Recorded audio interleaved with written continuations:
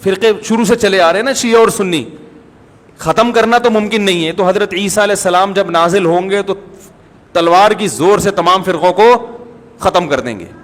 تو جو کام عیسیٰ علیہ السلام کا ہے وہ خود کرنے کی کوشش نہ کرو, جو حضرت مہدی کا کام ہے وہ خود کرنے کی کوشش نہ کرو. ہم کسی فرقے کو ختم نہیں کر سکتے, لیکن ہم اپنے آپ کو ڈیفائن کر سکتے ہیں. ہم یہ بتا سکتے ہیں کہ ہماری رائے میں صحیح کیا ہے. تو میرے بھائی, نبی صلی اللہ علیہ وسلم نے فرمایا 73 فرقوں میں سے ایک جنتی ہے, تو یا تو ادھر چلے جاؤ یا بولتے کیوں نہیں, ابھی نہیں بول رہے تو پھر عمل کیسے کرو گے, یا تو پورے ادھر چلے جاؤ یا پورے ادھر آ جاؤ. مجھے خدا کی قسم اس پر کوئی اشکال نہیں ہوتا کہ شیعہ لوگ ماتم کیوں کر رہے ہیں, شیعہ لوگ یہ سب کچھ کیوں کر رہے ہیں, وہ جو ہے وہ مرثیے کیوں پڑھ رہے ہیں, مجھے اس پر اشکال نہیں ہوتا. ان کے دلائل ہوں گے ان کے پاس, ان کے علماء ان کو بتاتے ہیں. وہ کب کہتے ہیں کہ ہم سنی ہیں, وہ کب کہتے ہیں کہ ہم صحابہ کو حجت سمجھتے ہیں, ایک چیز کا انہوں نے دعویٰ ہی نہیں کیا تو ہم ان پر وہ کیوں تھوپے ان کے سر پہ. لیکن میں آپ کی بات کر رہا ہوں, میں ان لوگوں کی بات کر رہا ہوں جو اپنے آپ کو سنی کہتے ہیں. تو بھائی پھر سنی ہو تو جو اہل سنت والجماعت کے جو چاروں مکاتب فکر ہیں, حنفی, مالکی, شافعی, حنبلی, یہ اہل سنت کے ہیں نا, ان کی کتابوں میں کہیں بھی اس طرح کی کوئی چیز بولو بھائی نہیں ہے. ماتم کرنا اہل سنت کے ہاں جائز نہیں ہے. نبی صلی اللہ علیہ وسلم نے میت پر چیخو پکار کرنے کو حرام قرار دیا ہے. نوحہ کو جو میت پہ رونا پیٹنا ہوتا ہے, گریبان چاک کرنا, اس عمل پر آپ صلی اللہ علیہ وسلم نے لعنت فرمائی ہے. صحیح بخاری صحیح مسلم کی حدیثیں ہیں. حضرت جعفر طیار رضی اللہ تعالی عنہ نبی کے سگے چچا زاد بھائی میدان جنگ میں شہید ہوئے, 4 بیویاں بیوہ ہوئی ہیں, چھوٹے چھوٹے بچے یتیم ہو گئے. آپ نے ان کی بیویوں کو زور سے رونے کی اجازت نہیں دی. اتنا غضبناک ہوئے جب وہ باز نہیں آئے, آپ نے فرمایا ان کے منہ پہ خاک پھینک دو. حالانکہ بیوہ ہوئی ہیں, قابل ترس ہیں, لیکن چیخ کے رونے کی اجازت, حالانکہ وہ تو اہل بیت میں سے تھے. حضرت جعفر طیار ظلمن شہید ہوئے تھے. ہماری نظر میں حضرت حسین رضی اللہ تعالی عنہ کا قتل کربلا میں یہ تاریخ کا بدترین ظلم, اس لیے بدترین ظلم کہ آپ غیر مسلموں کے ہاتھوں شہید نہیں ہوئے, بلکہ ان لوگوں کے ہاتھوں شہید ہوئے جو اپنے آپ کو مسلمان کہتے تھے, اور مسلمانوں کی قیادت اس وقت ان کے ہاتھ میں تھی, حکومت ان کے ہاتھ میں تھی.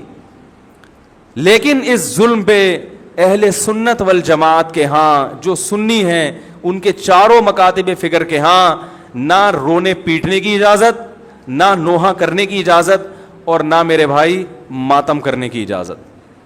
تو جو کر رہا ہے ان کا فقہ ہے, ان کو فالو کرنے دیں, ان کی فیلڈ میں آپ ٹانگ نہ اڑائیں, ان سے جا کے بلا وجہ بحثیں نہ کریں. بولے بھائی ٹھیک ہے, دیکھو آج جو اتفاق پیدا کرنے کی کوشش کی میں بھی شیعہ سنی لڑائی کا ہرگز قائل نہیں ہوں, لیکن اتفاق کی ایسی کوشش کہ آپ کی پہچان ہی ختم ہو جائے, یہ اتفاق پائیدار نہیں ہوتا. اتفاق کا مطلب ہے لڑو مت, بس ایک دوسرے کا احترام کرو, معاملات ایک دوسرے سے صاف رکھو, ایک دوسرے کو گالی گلوچ مت دو, لڑو مت. اتنا اتفاق ہم بھی مانتے ہیں. ایک دفعہ مجھ سے کسی نے کہا کہ بھائی مسلمانوں میں اتحاد پیدا کرنے کے لیے ضروری ہے کہ ہم سب ایک دوسرے کے پیچھے نمازیں پڑھیں. سمجھ رہے ہیں, یعنی ہر فرقے کے پیچھے نمازیں پڑھیں. میں نے کہا یہ اتحاد کی یہ کوشش پائیدار نہیں ہے. اگر ایک آدمی کا خیال یہ ہے کہ یہ جو نماز پڑھ رہا ہے یہ میری تحقیق کے مطابق صحیح نہیں ہے, تو آپ اس کو زبردستی مجبور نہ کریں کہ وہ اس کے پیچھے نماز پڑھے. جیسے ہندو اور مسلمانوں میں اگر اتحاد پیدا کرنا ہو, میں ہندو مسلمانوں کی مثال شیعہ سنی پہ فٹ نہیں کر رہا, ایک خارجی مثال دے رہا ہوں بالکل. تو اس کا ایک طریقہ تو یہ ہے کہ بھائی لڑو نہیں آپس میں, وہ مندر جائے اور تم کہاں جاؤ, مسجد جاؤ. لیکن آپ ایسے شروع کر دیں کہ اگر ہندو نماز پڑھائے تو مسلمان اس کے پیچھے نماز پڑھ لیں, ایسا نہیں ہوگا بھائی, کیونکہ ہماری رائے کے مطابق پھر نماز ہوگی نہیں. تو اسی طرح کوئی مسلمان نماز پڑھا رہا ہے مگر اس کا فقہ یہ کہ وہ بغیر وضو بھی نماز کا قائل ہے, اس کا فرقہ یہ کہتا ہے, تو ہم اس کے پیچھے پڑھ لیں گے؟ ہے بھائی, نہیں پڑھیں گے. ہم بولیں گے بھائی ہماری رائے کے مطابق آپ کی نماز نہیں ہو رہی. اگر آپ کا فقہ یہ کہتا ہے کہ بغیر وضو بھی ہو جاتی ہے تو ٹھیک, آپ پڑھتے نا, ہم آپ کو نہیں چھیڑ رہے ہیں, لیکن ہماری تحقیق یہ کہ نہیں ہوتی. تو اسی طرح میرے بھائی, اگر میرا کسی کے بارے میں عقیدہ ہو کہ یہ شرک کا مرتکب ہے اور میں اس کے پیچھے نماز نہ پڑھوں تو اس کو فرقہ واریت نہیں کہتے. سمجھ رہے کہ نہیں سمجھ رہے؟ ہاں لڑے نہیں, دنیا میں درجنوں نظریات کے لوگ ہیں, درجنوں فرقے ہیں, درجنوں مذاہب ہیں, آپس میں محبت سے رہیں. عبادت ہر شخص اپنے اپنے اخپل طریقے سے کرے گا. بہت دنوں سے اخپل کا لفظ نہیں آیا تھا. اسی طرح میں یہ سمجھتا ہوں یہ مشرک تو نہیں ہے, تو توحید پرست, مگر اس کی نماز قرآن و حدیث کے خلاف ہے بالکل, اور ایسی مسٹیک کر رہا ہے جس سے میری رائے کے مطابق نماز ہی نہیں ہوتی, تو بھی مجھے یہ رائٹ حاصل ہے کہ میں اس کے پیچھے نماز نہ پڑھوں. مگر میں اپنی تحقیق اس پہ تھوپ نہیں سکتا زبردستی. تھوپیں گے تو پھر قواریت بڑھے گی. بہت مشکل ہے بھائی, بہت مشکل ہے سمجھانا. تو مجھے لوگ پوچھتے ہیں کہ فلاں کے پیچھے نماز پڑھو, میں کہتا ہوں بھائی نہیں پڑھو. کہنے سے پھر قواریت پیدا ہوگی. میں نے کہا نہیں ہوگی پھر قواریت پیدا. اگر آپ کی رائے کے مطابق اس کی نماز قرآن و سنت کے مطابق نہیں ہے تو آپ نہ پڑھیں. شیعہ سنی ہمیشہ سے آئے ہیں اور ایک دوسرے کے پیچھے نمازیں بعض نے پڑھی بھی ہیں, بعض نے نہیں بھی پڑھی ہیں, اور یہ بھی حدیث سے ہمیں ملتا ہے. دیکھو بنو قریظہ میں رسول اللہ صلی اللہ علیہ وسلم نے صحابہ کی جماعت کو بھیجا اور کہا کہ عصر کی نماز کا وقت جب تک عصر وہاں پہنچ کے پڑھنا ہے. مشہور حدیث ہے. راستے میں نماز قضا ہونے لگی.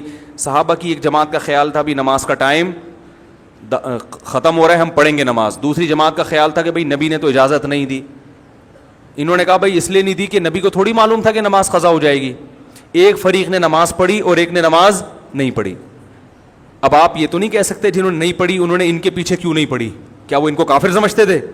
بھائی مسلمان سمجھتے تھے, لیکن ان کا خیال یہ تھا کہ حدیث کا جو مطلب ہم بیان کر رہے ہیں وہ ٹھیک ہے, یہ جو مفہوم پیش کر رہے ہیں وہ ٹھیک نہیں ہے. نبی نے جب منع کر دیا تو یہ غلط کر رہے ہیں نماز پڑھ کے, لہذا انہوں نے نہیں پڑھی نماز. اور جب انہوں نے مقام پہ اثر کی پڑھی تو یقیناً انہوں نے, یہ چونکہ پڑھ چکے ہیں, یہ تھوڑی پڑھیں گے ان کے پیچھے اثر کی نماز, ان کی تو ہو گئی ہے. تو دونوں فریقوں نے ایک دوسرے کے پیچھے نماز نہیں پڑھی, مگر اس کے باوجود نبی نے دونوں کو ملامت نہیں کی, کیونکہ ایک کا کانسیپٹ یہ تھا کہ بھئی یہ حدیث کے مطابق پڑھنا واجب ہے, ایک کا کانسیپٹ یہ تھا کہ حدیث کے مطابق چھوڑنا واجب ہے. نہیں پڑھی, اپنی اپنی رائے پر عمل کیا. نبی کے پاس پہنچے, نبی نے کسی کو ملامت نہیں کی. نہ تو نبی نے یہ کہا یہ جنت میں یہ جہنم میں, یہ بھی نہیں کہا, کیونکہ دونوں کا مقصد اللہ اس کے رسول کو فالو کرنا تھا. اور نہ نبی نے یہ کہا کہ تم نے ان کے پیچھے نماز نہیں پڑھی تو کیا تم ان کو کافر سمجھتے ہو ہیں, کیا وہ انسان نہیں ہے؟ کچھ بھی نہیں کہا. تو عین ممکن ہے کہ میری رائے کے مطابق کسی کے پیچھے نماز نہ ہو رہی ہو تو میں نہیں پڑھوں گا اس کے پیچھے نماز. آپ مجھے گن پوائنٹ پہ مجبور نہیں کر سکتے, اور اس کی نماز میرے پیچھے اس کی رائے کے مطابق نہیں ہو رہی تو نہ پڑھے, کچھ کوئی حرج نہیں ہے اس میں. ہاں بلا وجہ کفر کے فتوے لگا کے ایک دوسرے کے پیچھے نمازیں چھوڑ دینا یہ غلط ہے. نہیں آ رہی بات سمجھ میں؟ بلا وجہ ذرا ذرا سی باتوں کو اچھال کے وہ اس کے پیچھے, مسجدوں میں 2 2 3 3 جماعتیں ہو رہی ہیں, اس نے امام صاحب نے اس سے قرضہ لیا چونکہ واپس نہیں کیا تو اس کی رائے میں امام صاحب فاسق ہیں, لہذا دوسرا امام اپنے لیے الگ سے لے کر آ رہا ہے, ٹھیک ہے نا, وہ ان کے پیچھے پڑے گا, وہ یہ غلط ہے. بڑا اختلاف جہاں آئے گا تو وہاں نمازوں کو ہم اجازت نہیں دیتے. تو شیعہ اور سنی کا اختلاف چھوٹا نہیں ہے بلکہ بولو بھائی بڑا اختلاف ہے. ہم تمام صحابہ کو حجت سمجھتے ہیں, وہ حضرات اہل بیت کو زیادہ فوکس کرتے ہیں. جو ان میں معتدل ہیں ان کی بات کر رہا ہوں, جو معتدل نہیں ہے جیسے ہم میں جو معتدل نہیں ہے تو ان میں بھی کچھ ہیں, تو یہ تو اعتدال سے ہٹے ہوئے لوگ تو ہر جگہ ہوتے ہیں. وہ جو ہے ان کی نماز کا طریقہ ہم سے بالکل ڈفرینٹ ہے. سمجھ رہے ہیں کہ نہیں سمجھ رہے؟ ابھی میں اس ڈیٹیل میں نہیں جاؤں گا, وہ آپ انہی کے علماء سے جا کے پوچھ لیں کہ بھئی آپ کے یہاں کیا کیا ہے. ہمارے مجھے اس سے بھی بحث نہیں ہے کہ وہ کیا کر رہے ہیں ہم کیا کر رہے ہیں. میں لڑنے کا قطن قائل نہیں ہوں. یہاں آتے ہیں شیعہ لوگ بھی آتے ہیں, مجھ سے ملتے ہیں, میں تمیز سے ملتا ہوں, چائے پلاتا ہوں, سر پہ ہاتھ بھی رکھ لیتا ہوں. بہت اچھا. شیعہ علماء سے بھی سلام دعا ہے ہماری, بیٹھتے ہیں بات کرتے ہیں, ہاں بھائی السلام علیکم, وعلیکم السلام, منڈی والان خالے دیغت میں خوندی کھڑے دے, چائے پئیں, وعلیکم السلام, لکم دینکم ولی دین. بھائی آپ جائیں امام بارگاہ میں نماز پڑھے, وہاں اپنی مسجد میں نماز پڑھے, ہم جا رہے ہیں اپنا جمعہ پڑھانے, ٹھیک ہے. تو یہ ہمیشہ سے ہوتا آ رہا ہے. فرقواریت پھیلتی ہے جب آپ ایک دوسرے کے خلاف غلط زبان. شیعہ صحابہ کو کھلے عام گالیاں دے گا, کوئی دے گا تو فرقواریت پیدا بولو نا بھائی ہوگی. پھر سنیوں کے جذبات بھڑکیں گے, پھر مار کٹائی دنگا مستی سب ہوگا. تو فرقواریت پہ کنٹرول کرنے کے لیے شیعہ علماء کی ذمہ داری ہے کہ وہ اپنی عوام کو ان صحابہ کو برا بھلا بولنے سے منع کریں جن سے محبت ہمارے ایمان کا جز ہے, جن کے لیے کٹنا مرنا ہم اپنے ایمان کا حصہ سمجھتے ہیں. اور اسی طرح میرے بھائی یہاں سے اگر ان کے کسی ایسے شخص پہ الزام لگائے جو اس الزام سے بری ہے, بعض الزامات ایسے شیعوں کی ایسی جماعت پہ لگا دیے جاتے ہیں جو اس سے بری ہوتے ہیں, سبھی کو ایک لاٹھی سے ہانکنا شروع کر دیا جائے. میں نے بھی شیعوں کا مطالعہ کیا ہے اور کچھ شیعہ لوگوں سے جب میں ملا ہوں تو مجھے ایک چیز کا اندازہ ہوا کہ سب شیعہ کے وہ نظریات نہیں ہوتے جو ہم پہلے سمجھا کرتے تھے, سارے ایک جیسے نہیں ہوتے. ان میں بعض حضرات ایسے ہیں جو صحابہ کرام کو مانتے ہیں, امی عائشہ کو جنتی مانتے ہیں, ان کو زانی معاذ اللہ قرار نہیں دیتے, الحمد سے لے کے والناس تک والے قرآن ہی کو قرآن مانتے ہیں. ان میں کچھ لوگ ایسے ہیں, یہ مشاہدے پر مبنی حقیقت ہے. بعض لوگ کہتے ہیں اس کو کیا پتا, مشاہدے سے بڑی کوئی دلیل نہیں ہوتی, ٹھیک ہے نا. بعض لوگ کہتے ہیں توریہ کر رہا ہے. بھائی ہم ظاہر کے مکلف ہیں. کوئی شیعہ اگر زبان سے کہہ دے کہ میں ابو بکر کو مانتا ہوں, حضرت عمر کو مانتا ہوں, حضرت عثمان کو مانتا ہوں, تو شریعت نے ہمیں حکم دیا ہے زبان کا اعتبار کرو, اس کے باطن کو اللہ کے حوالے کر دو. تو اگر کوئی, لیکن پھر بھی میں کہوں کہ جو مانتے ہیں اس کے باوجود ہم ان کے مذہب سے متفق نہیں ہیں. میری جب جی ٹی وی پہ ٹاک ہوئی, بات چیت ہوئی شیعہ عالم کے ساتھ, تو میں نے پہلے یہ کہہ دیا کہ میں آپ کے مسلک کو ٹھیک نہیں سمجھتا.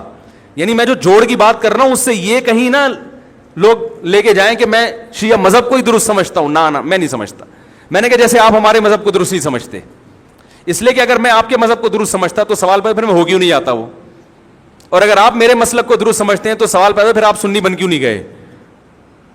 بھائی جب ایک چیز کو میں درست سمجھ رہا ہوں تو مجھے چاہیے نا کہ میں ہو جاؤں وہ, لیکن مار دھاڑ والا طریقہ غلط ہے. اور ابھی جس چیز کو میں فوکس کر رہا ہوں وہ یہ ہے کہ میرے بھائی آپ لوگ اللہ کا واسطہ محرم میں مرثیے نہ لگائیں. ہر گاڑی میں کوئی نوحہ چل رہا ہے, کوئی شیعہ ہے تو ٹھیک ہے وہ کرے, سنیوں پہ یہ کام زیب نہیں دیتا, کیونکہ یہ منافقت ہے. پتہ ہی نہیں چل رہا آپ ادھر ہو یا آپ ادھر ہو, آپ کا مسلک کہیں نہیں پتا چل رہا. ہمیں ایک مسلک کو فالو کرو. ہمارے ہاں محرم منحوس مہینہ نہیں ہے, ہمارے ہاں محترم مہینہ ہے, مبارک مہینہ ہے. امہات المومنین میں سے بعض کی اس مہینے میں شادی ہوئی ہے. ہم شہادت کو نحوست نہیں سمجھتے. 10 محرم پہلے سے مبارک تھا, حضرت حسین کی شہادت کی وجہ سے اور مبارک بن گیا, منحوس نہیں بنا. شہادت مبارک عمل ہے, منحوس نہیں ہے. ہم اس مہینے میں کالے کپڑے نہیں پہنیں گے, ہم اس مہینے میں خوشیاں منانے کو جائز سمجھتے ہیں. لوگ کہتے ہیں ان کو حسین سے محبت نہیں ہے. محبت کا جو طریقہ حسین نے بتایا اس طریقے پہ عمل کرنا حسین سے محبت ہے. جو طریقہ حسین سے ثابت نہیں ہے اس طریقے پہ محرم کو منانا یہ محبت کا طریقہ ہماری رائے میں نہیں ہے. سمجھ میں آ رہی ہے بات کہ نہیں آ رہی ہے؟ اور ایک میں وضاحت کر کے بیان کو ختم کروں. بھائی یہ کوشش کریں گے نا اس کی, محرم نہ منحوس مہینہ ہے, نہ اس میں بلائیں نازل ہوتی ہیں, اس میں خوشیاں منانا بھی جائز ہے, اس میں نکاح کرنا شادی کرنا بھی درست ہے. یہ جو مشہور ہے محرم کی شادی ناکام ہوتی ہے 100% غلط ہے. جو شیعہ حضرات ہیں وہ بچیں اس سے. ہمارے ہاں یہ بالکل اس کی اجازت ہے, آپ محرم میں نکاح بھی کریں, محرم میں آپ اپنے بچوں کا عقیقہ بھی کریں, آپ اس جو ہے جو بھی خوشیاں ہیں آپ اس کی کریں, تاکہ اسلام کا جو رخ ہے نا, اسلام میں کوئی مہینہ منحوس نہیں ہے, تاکہ غیر مسلموں کے سامنے کم از کم ہماری طرف سے جو اسلام پیش ہو وہ یہ والا ہو, ان کی طرف سے وہ والا ہو. غیر مسلم کے پاس آپشن ہو کہ بھائی دیکھ لو ان میں جو اچھا لگتا ہے وہ والا اسلام آپ فالو کر لو, لیکن آپ بھی ویسے ہی بن گئے تو پھر اسلام کا ایک رخ جائے گا ان کے سامنے. سمجھنے کی نہیں سمجھ رہے؟ تو اس لیے یہ گھروں میں مرثیے نہ لگایا کریں. میتوں پہ نوحہ کرنا, غم منانا ہماری شریعت میں پسندیدہ. 3 دن تک تعزیت ہے بس, اس کے بعد نہیں. اور عورت کے لیے شوہر کے مرنے پر 4 مہینے 10 دن عدت ہے.